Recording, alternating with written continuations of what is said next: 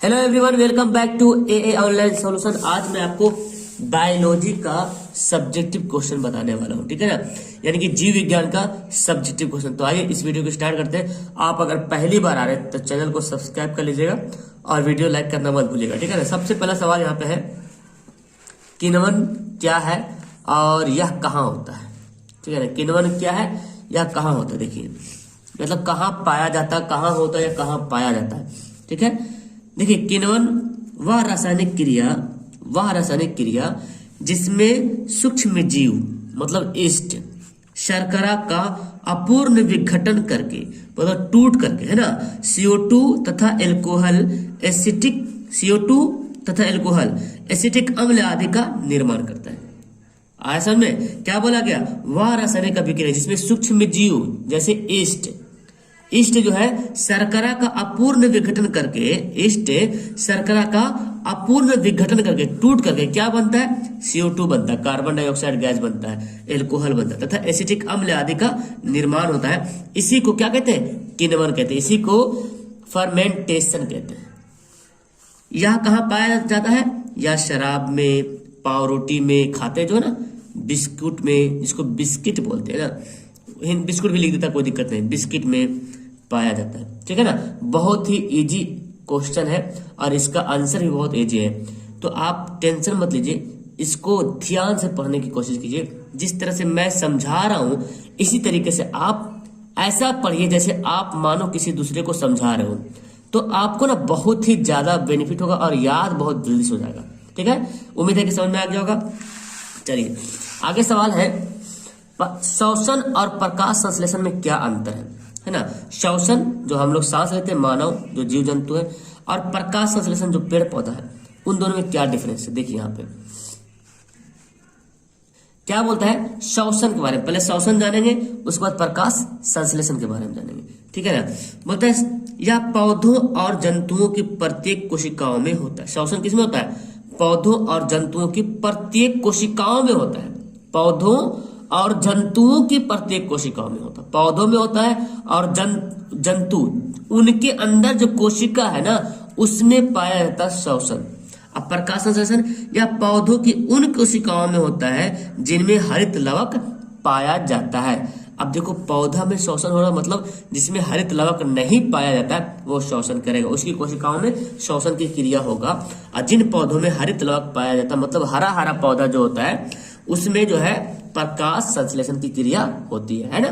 आगे, यह एक अपचय क्रिया है ना, यानी कि अपचयन जानते हैं ना, अपचयन क्रिया है। यह एक उपचय क्रिया है, ठीक है। देखिए इसमें भोजन की ऊर्जा निष्कासित होता है, ओके। इसमें ऊर्जा का भोजन के रूप में संग्रहण होता है। इसमें क्या होता है?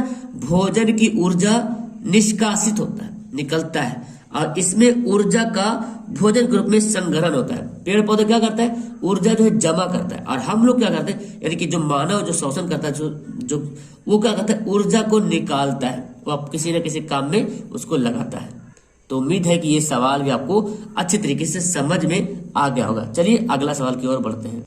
एंड ये सवाल जो आप देख रहे हैं ना, that is very very important, कि पैरामीशियम में भोजन कैसे पहुंचता है। पैरामीशियम में भोजन कैसे पहुंचता है? देखिए पैरामीशियम एक निश्चित आकार का होता है। क्या होता है? एक निश्चित आकार। आप देखोगे पैरामीशियम का फिगर देखोगे, चप्पल के आकार का बना होगा, 9th क्लास की किताब में दिया हुआ है, ठीक है ना। तो पैरामीशियम में एक निश्चित आकार का होता है। इसका शरीर प्रचलन अंगक सिलिया से ढका होता है। कैसे ढका होता है? इसका शरीर जो है प्रचलन अंगक जो होता है वो सिलिया से ढका होता है। पैरामीशियम में भोजन का अंतर्ग्रहण शरीर के एक निश्चित स्थान से होता है जो कोशिका मुख कहलाता है, ठीक है ना। तो क्या बोला जा रहा? पैरामीशियम जो है भोजन का अंतर्ग्रहण कहाँ होता है? शरीर के एक निश्चित स्थान से होता है, जिसको कोशिका मुख कहते हैं। सीलिया में लगातार होने वाली गति भोजन कणों को कोशिका मुख की ओर ले जाता है। तो सीलियम जो है एक प्रकार की गति होते रहता है, और वो गति क्या करता है? भोजन के कण को कोशिका मुख की ओर जो है ले जाता है। तो समझ में आया सीलिया में भोजन अंदर कैसे पहुंचता है? तो सीलिया एक निश्चित आकार का होता है, इसका जो शरीर जो प्रचलन अंग है, जो क्रिया करने वाला जो अंग है प्रचलन, है ना, वो जो एक सीलिया नाम का जो एक सीलिया से ढका रहता है। पैरामीशियम में भोजन का अंतर्ग्रहण होता है शरीर के अंदर, एक निश्चित स्थान है उसी से जो है अंतर्ग्रहण। तो अमीबा में भी अंतर्ग्रहण होता है और पैरामीशियम में अंतर्ग्रहण होता है, ठीक है ना, याद रखिएगा। अमीबा भी अंतर्ग्रहण करता है ना, और पैरामीशियम में भी अंतर्ग्रहण करता है, लेकिन उसके लिए पैरामीशियम में एक निश्चित स्थान होता है, अमीबा में कोई स्थान व्यवस्था नहीं होता है कहीं से भी। लेकिन पैरामीशियम में एक स्थान है जहां से भोजन जाएगा, उसको बोलते हैं कोशिका मुख। मतलब जैसे इंसान में कैसे मुंह होता है, मुंह से खाना खाते हैं, है ना, नाक से थोड़ी खाएंगे, मुंह से खाएंगे।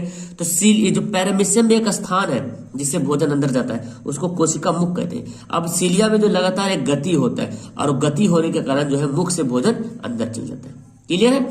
अब जो सवाल मैं बता रहा हूँ वो थोड़ा सा लॉन्ग सवाल है, मतलब 5 नंबर वाला सवाल में पूछा जाता है, तो आपके लिए बहुत बेनिफिट है ये। जीवों के लिए पोषण क्यों अनिवार्य है? अब बताना सबको, एक जीवों के लिए पोषण क्यों अनिवार्य है। ये सवाल लॉन्ग में भी आ सकता है, शॉर्ट में भी आ सकता है, ठीक है ना। अगर शॉर्ट आएगा तो आप खुद शॉर्ट कर दीजिएगा लिख करके, लॉन्ग आएगा तो लॉन्ग लिखिएगा। देखिए, जीवों के लिए भोजन अनिवार्य है, निम्नलिखित कार्य है। निम्नलिखित अनिवार्य है ना, उसके लिए निम्नलिखित है। क्या भोजन जो जीव करेगा ना, सबसे पहला काम करेगा ऊर्जा उत्पादन के लिए। जो भोजन जीव जो भोजन करता है, जो हम लोग जो भोजन करते हैं, क्यों करते हैं? ऊर्जा को उत्पादन करने के लिए। आपको ये लाइन, ये जो ना हेड लाइन बहुत इंपॉर्टेंट काम करेगा, ये लिखना है, उसके बाद लिखना है शरीर की जैविक क्रियाओं के लिए ऊर्जा की आवश्यकता होती है। शरीर में बहुत सारी क्रियाएं होती रहती है ना, शरीर में बहुत सारी क्रियाएं होती रहती है, उसके लिए हमको एनर्जी की जरूरत पड़ती है। एवं जीवधारियों को यह ऊर्जा भोज्य पदार्थ से ऑक्सीकरण से प्राप्त होती है। जो जीवधारी है, जिसमें जान होता है, उसमें जो यह ऊर्जा कैसे होगा? भोजन से प्राप्त होगा। इसलिए हमको भोजन जरूरी है ना, यानी कि पोषण का मतलब ये भोजन हो गया। दूसरा क्यों जरूरी है? शरीर के टूट फूट की मरम्मत के लिए, यानी कि शरीर में टूट फूट भी होता है। देखिए, विभिन्न जैविक क्रियाओं में शरीर के ऊतकों की टूट फूट होती है। कभी जख्म हो गया, कभी घाव हो गया, कभी कुछ हो गया, कहीं चोट लग गया। अब उसके लिए, है ना, क्या बोला जा रहा? जैविक क्रियाओं के शरीर के ऊतकों की टूट फूट होती रहती है। इसकी मरम्मत के लिए भी पोषण की आवश्यकता है। मतलब टूट फूट जो हो रहे हैं ना, उसके लिए मरम्मत भी चाहिए। जैसे कैसे हमको कुछ हो जाता है तो दवाई खाते हैं, लेकिन बॉडी में क्या होता है? बॉडी में उसको भोजन चाहिए। आप सही चीज खाइएगा तो जल्दी कंट्रोल हो जाएगा, जो भी कुछ टूट फूट होगा, है ना। तो ये भी जरूरी है, इसलिए पोषण भी जरूरी है। अगला है वृद्धि के लिए। भाई साहब, अगर नहीं खाइएगा तो बढ़िएगा नहीं। नए जीव धर्म में नई कोशिकाएं बनती है, इसमें जीवों की वृद्धि होती है। आप जैसा भोजन खाएंगे, जितना खाएंगे, देखते ना, जितना खाता है, अच्छा खाता है, ज्यादा मोटा आ जाता है, नहीं खाता तो पतला हो जाता है ना। वृद्धि, कोई बच्चा को खाने नहीं मत दो तो वृद्धि नहीं हो पाएगा। तो ये वृद्धि के लिए भी पोषण करना बहुत ही जरूरी है ना। उम्मीद है कि ये सवाल 3 नंबर तक समझ में आ गया है। अब देखिए चौथा यहाँ पे जो क्या बोलता है, उपपचयी क्रियाओं के अंतर्गत नियंत्रण के लिए। अब जो खा रहे हैं ना, जो खा रहे हैं, उसकी क्रिया को कंट्रोल करने, जो हमारे भोजन में पच रहा है, जो भी कुछ है, यानी कि जो शरीर के अंदर जो भोजन गया, उसके उपपचय के लिए, भोजन को पचाने तथा शोषण आदि उपपचय क्रियाओं में इसकी आवश्यकता होती है। देखो, भोजन को पचाने में भी और शोषण करने में भी इसकी आवश्यकता होती है। किसको? पोषण को। अब पोषण का मतलब खाली भोजन नहीं, पोषण मतलब वैसा चीज जो हम अपने जीवन को चलाने के लिए, अपने बॉडी को ऊर्जा प्राप्त करने के लिए जो कुछ खा रहे हैं, जो कुछ सेवन कर रहे हैं, वो पोषण हो गया। जैसे प्रोटीन खा रहे हैं, कोई प्रोटीन आप ड्राई फ्रूट की शक्ल में खा रहे हैं, चाहे आप दूध की शक्ल में खा रहे हैं, चाहे आप कुछ भी शक्ल में खा रहे हैं ना, तो कुछ ना कुछ खा रहे हैं, वही सब पोषण हो गया। ठीक है, तो यहां तक। तो अब आपको 4 सवाल समझ में आ गया। 5वां सवाल देख लो। 5वां सवाल बोलता है दीर्घ रोम क्या है, इसका क्या कार्य। आप सभी को इस सवाल याद कर लेना, ठीक है ना। दीर्घ रोम क्या है, इसका क्या कार्य। देखिए, छोटी आंत, जिसको क्षुद्रांत कहते हैं, स्मॉल इंटेस्टाइन कहते हैं इंग्लिश में ना। छोटी आंत को क्या कहते हैं? स्मॉल इंटेस्टाइन की भीतरी दीवार पर कई उंगली जैसी परियोजनाएं पाई जाती है। जो छोटी आंत होती है, जो अतड़ी होती है, छोटी स्मॉल इंटेस्टाइन होता है, उसके भीतरी दीवार, अंदर में जो दीवार है ना, दीवार जो बना उसके अंदर दीवार में उंगली जैसे रचनाएं होती है। मतलब ऐसे ऐसे ऐसे ऐसे इस टाइप के जो रचनाएं पाई जाती है अंदर में। इन उंगलियों की अग्र भागों को दीर्घ रोम कहते हैं। लो भाई, यानी कि सिंपल सी बात है, छोटी आंत में, अब देखो दीर्घ रोम कहाँ होता है? छोटी आंत में होता है। छोटी आंत में कहाँ होता है? अंदर अंदर भीतरी दीवार में। तो छोटी आंत कि भीतरी दीवार में जो उंगली जैसी परियोजनाएं पाई जाती है, रचनाएं पाई जाती है, उसी को बोलते हैं दीर्घरोम या रसाकूर भी कहते हैं। अब इसका कार्य देखिए, क्या काम भाई, उंगली उंगली जैसा है तो कार्य क्या है, यह पचे हुए भोजन में मौजूद पोषक तत्व को अवशोषण करता है।